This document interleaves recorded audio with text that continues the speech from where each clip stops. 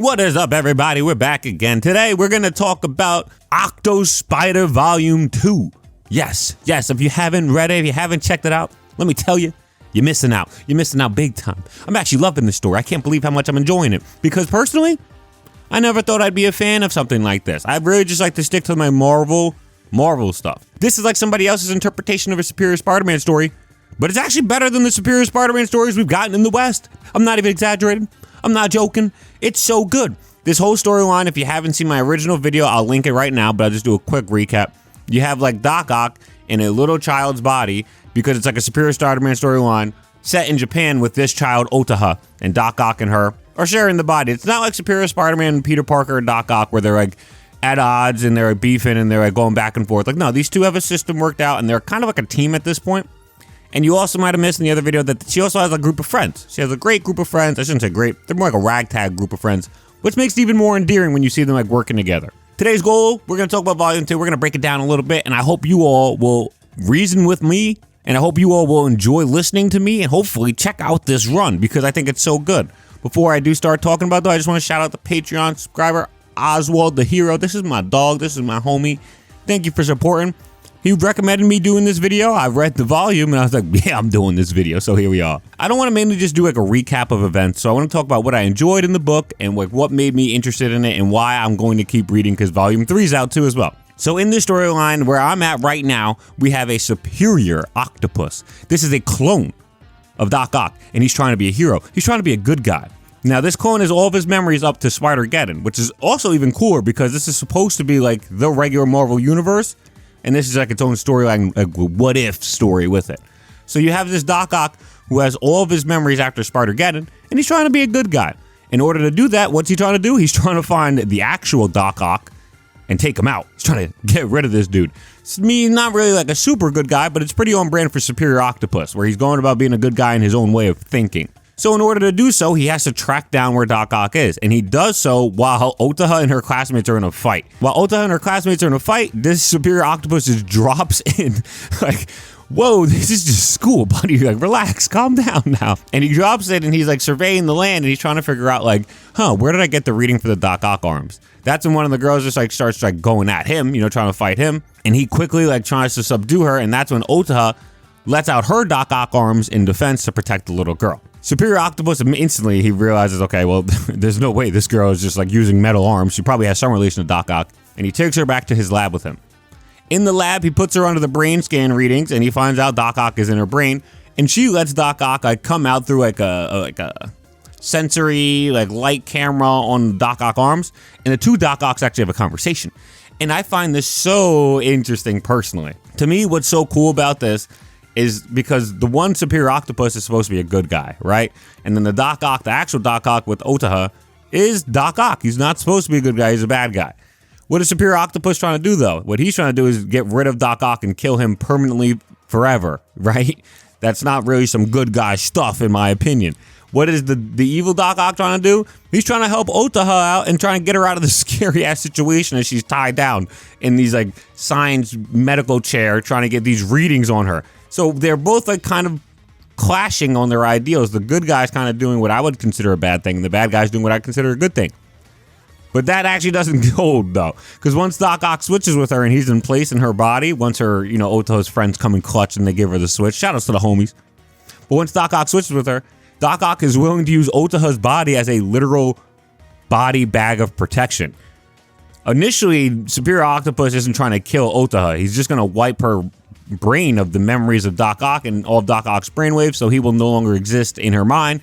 And since the other Doc Ock is brain dead, he'll just be dead. Or his actual body's brain dead, he'll just be dead. But once he has the switch on, he's over in Octo's body.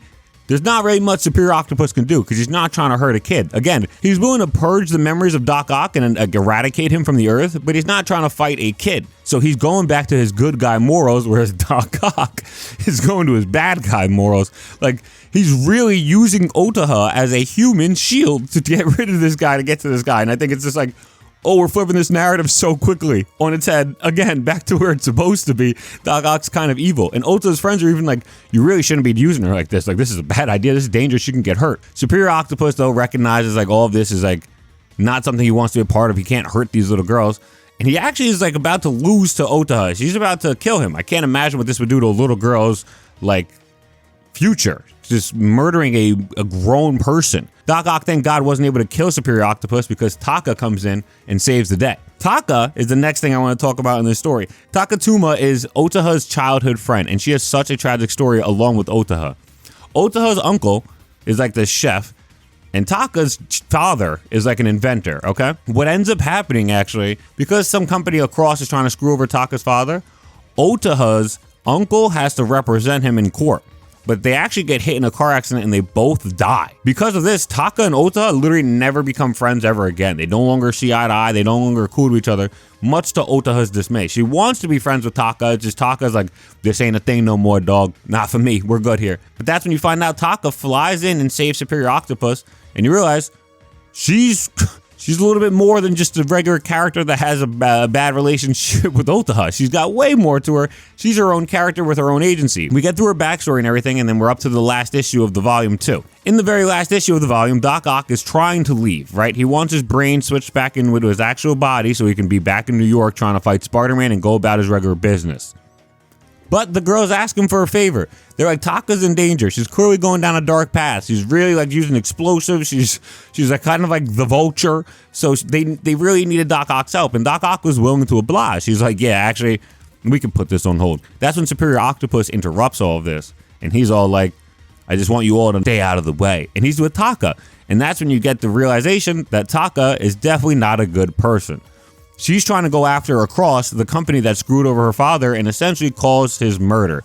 This I find so interesting because Taka, up to this point, is shown off as just like a girl who had a traumatic experience, right? And we know there's probably some little bit more to her because we see her in this facility with Superior Octopus, but it's nothing too substantial.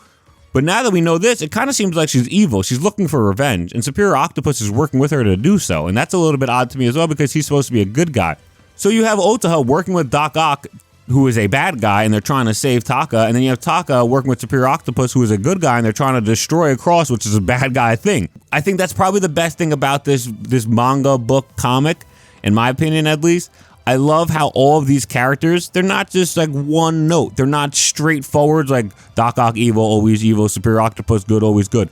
They're nuanced. There's depth to them. There's layers to them. All 4 of the characters we just talked about, Otaha, Doc Ock, Superior Octopus, and Taka, they're all pretty deep characters, and I find that very enjoyable.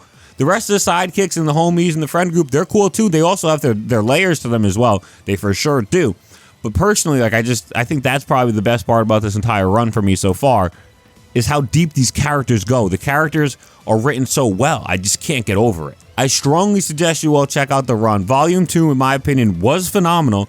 But like, I really need to read Volume 3 because I need to know where all this goes. A lot of the action was earlier in Volume 2, and then Volume 3 more so ends off with this like heartbreaking moment between Taka and Otaha. I want to see some of that action. I want to see them trying to save Taka personally. So I can't wait to keep reading. I hope you all check out this book or this manga, this comic. And then shout outs again to my homie Oswald, the hero. Thank you so much for subscribing to the Patreon. You all should subscribe to the Patreon if you have the means. If you want to talk to me a bit more, I have a Discord. I'll put the link down below. And I think that's it for me in this video. Yeah, dunk out. Peace.